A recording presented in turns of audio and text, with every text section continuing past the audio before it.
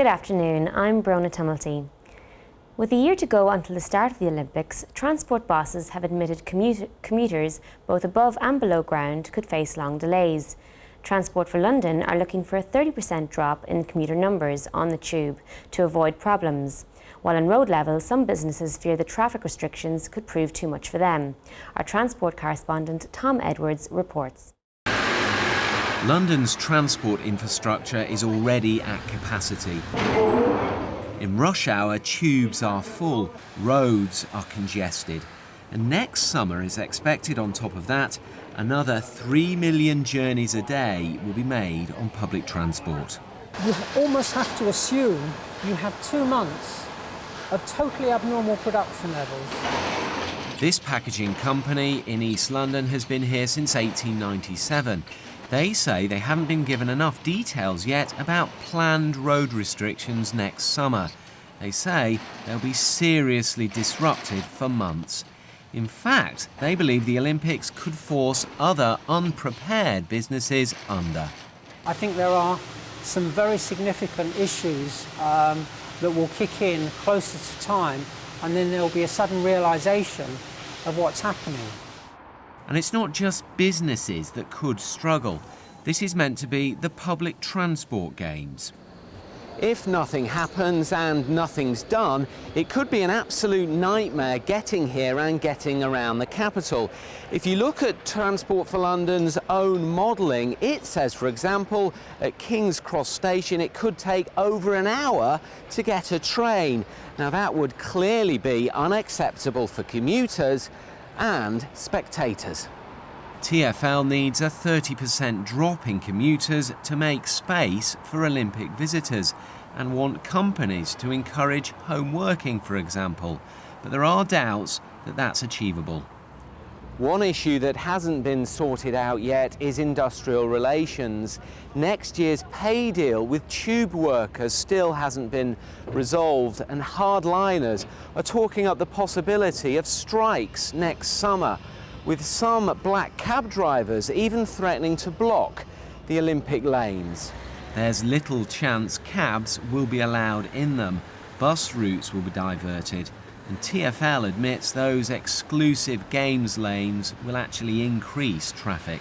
At the moment, we're sitting down with local authorities, businesses and residents in order to try and understand how we get the balance right between protecting travel for the Games family, but also making sure that the rest of London can operate as well. And insiders at TfL are all too aware that the capital's transport will be under scrutiny like never before. Tom Edwards, BBC London News. OK. Well, tube users are facing disruption on parts of the Circle and District lines at the moment. There are no services between High Street, Kensington and Edgware Road until August the 23rd. It's because of work aimed at improving the track. Scientists at University College London hope that a new drug could help patients with a form of the muscle wasting condition muscular dystrophy. Their study found over a third of patients with the condition responded well to a drug which appeared to correct a damaged gene. The National Gallery could lose a major work of art unless it overhauls its security. Last week, this work by Nicholas Poussin was sprayed with red paint. Now, the National Gallery has been told to improve safety, or a museum in Poland will withdraw its offer to loan a work by Leonardo da Vinci. The London Fire Brigade say they're bracing themselves for a flood of hoax calls from children who are on their school summer holidays. Last year, in August alone, the capital's fire crews received more than 15 fake calls every day, which potentially can put lives at risk. Our reporter Aisha Baksh has been to the Fire Brigade's control centre in East London to find out more. Well, this is where every 999 call that goes through to the Fire Brigade is taken, and it's fair to say that when the schools break up, there's a bit of a communal sigh. As everybody knows, there'll be an increase in hoax calls. With me to explain further is Senior Operations Manager Lindsay Turner. Thanks for having us here. How much of a problem is it? It's a huge problem. Every year the calls have gone up in July and August, and we're expecting that to happen again this year. We've had 8 today so far. Since 8 o'clock this morning, hoax calls. How do you catch up with the people? How can you reprimand them? You can't hide your telephone number if you dial 999. You can't withhold it, whether it's a mobile or a phone in your own home. the number and the address of that phone number will be given to us.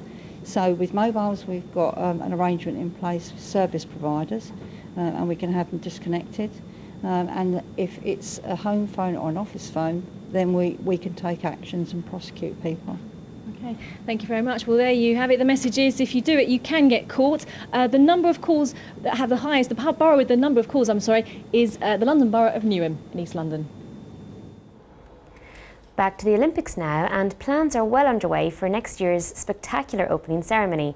The man in charge is the film director Danny Boyle, and he's been speaking about his new ideas at a photographic exhibition of Olympians. Our arts correspondent Brenda Emanis reports. We've come to accept that it will not be on a scale such as this. But today, Danny Boyle, the artistic director of the London 2012 opening ceremony, revealed his plans are well underway. He'll present them to the Prime Minister this week in the form of a computer-generated film. A bit of commentary from me and a lot of music. I can reveal that, there'll be plenty of music in it. And you kind of create an impression of what the show will feel like for 40 minutes of something that will eventually be, we hope, 3 hours. Danny was at the National Portrait Gallery for the launch of their new exhibition, which features top athletes in dramatic training moments, as well as those involved in the staging of London 2012.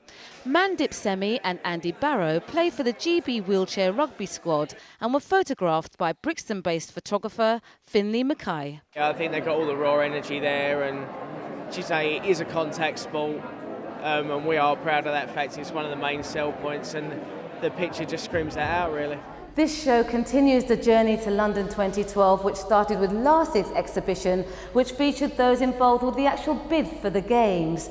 The 3-year project will create around 100 specially commissioned portraits, celebrating those who will collectively make London 2012 happen. Obvious names such as broadcaster Sue Barker and Cultural Olympiad director Ruth Mackenzie graced the walls, alongside stunning shots of gymnast Lewis Smith and triple jump champion Phillips Aduwu. Somehow they even found space for our own Olympics correspondent. Brenda Emanis, BBC London News.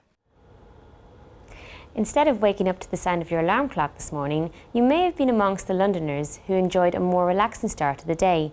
And if you were wondering how music was able to drift down from the skies above, then I can tell you that it was with the help of an orchestra who were playing in hot air balloons above the capital.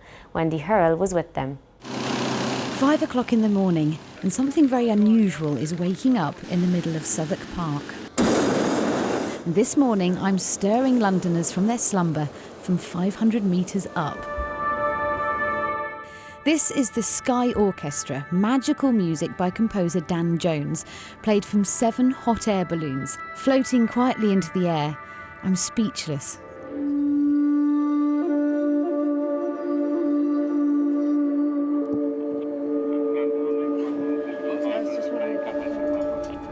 Actually got tears in my eyes at this moment. The sun's rising over London, which looks even more beautiful from up here. The music is just incredibly ethereal. If every morning was like this.